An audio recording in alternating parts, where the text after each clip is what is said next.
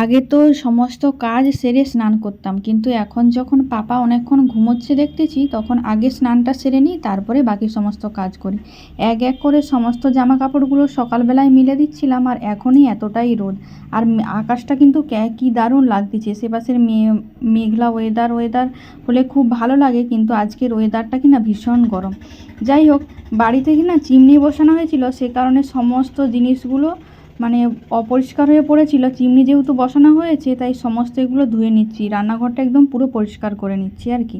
যাই হোক, বলতে বলতে এইগুলো সব এক এক করে ধুয়ে রাখছিলাম, জল ঝরাতে দিয়ে নিচে চলে যাব। এই দুটো র্যাক আছে, এই র্যাকের মধ্যে সবজি আলু সমস্ত কিছু রাখা হয়, ফ্রিজেতেও রাখা হয়, কিন্তু তাতেও হয় না, এখানেও রাখতে হয় যে কারণে।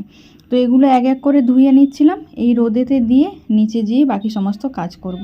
এগুলো ধুইতে একটু কষ্টই হচ্ছিল, কারণ অনেকটাই ময়লা হয়ে গেছে। যাই হোক, বলতে বলতে সমস্ত জিনিসগুলো ধুয়ে নিলাম। এবারে নিচে যাব, নিচে অনেক কিছু কাজ আছে, সে কাজগুলো করব। এখানে চলে এসেছি মুড়ি খাওয়ার জোগাড় করার জন্য। পাপাকে তো সকালবেলা ওটস খাইয়ে গেছিলাম। আর এই দেখো, এটা হচ্ছে আমাদের চিমনি, এটা কালকে লাগিয়েছে। যাই হোক, এদিকে বলতে বলতে শসা আর পেঁয়াজটা কেটে নেব। ওই ইটা কিনেছি আর কি, মিশো থেকে নিয়েছি। তো ওটার মধ্যেই কুচি কুচি করবো, বেশ ছোটো ছোটো সাইজের হয়। তাই পেঁয়াজগুলোকে এরকম ছোটো ছোটো করে নিচ্ছিলাম। এটার মধ্যে দিয়ে একটুক্ষণ ভালোভাবে দেখো টানলেই কিন্তু একদম ঝুরি ঝুরি হয়ে যায়।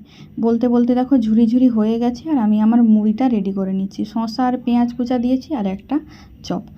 আর একটু চা সকালবেলা করেছিলাম, চাটা রাখা ছিল, তাই গরম করে চাটাও নিয়ে নিলাম। আজকে এটাই খাবো। তো বাড়ির ভেতরে বসে বসে খাচ্ছিলাম, আর পাপাকে তো একটু ঘুরতে নিয়ে গেছে, তো সেই সময় আমি খেয়ে নিচ্ছি, নাহলে আর খাবার সময় হবে না। যাই হোক, সেইগুলো ছাদে সব রোদ দেওয়া ছিল, এনেছি। এনে ভাবলাম সমস্ত কিছু রেডি করে নিই, কারণ আজ বুধবারের বাজার। সমস্ত কিছু সবজিও এনেছে, সবজিগুলোকে সব গুছিয়ে গাছিয়ে রাখতে হবে।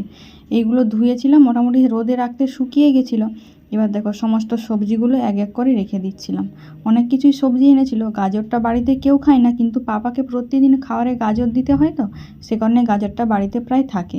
আর লেবু এনেছিল, তার সাথে শসা আর উচ্ছে এনেছিল।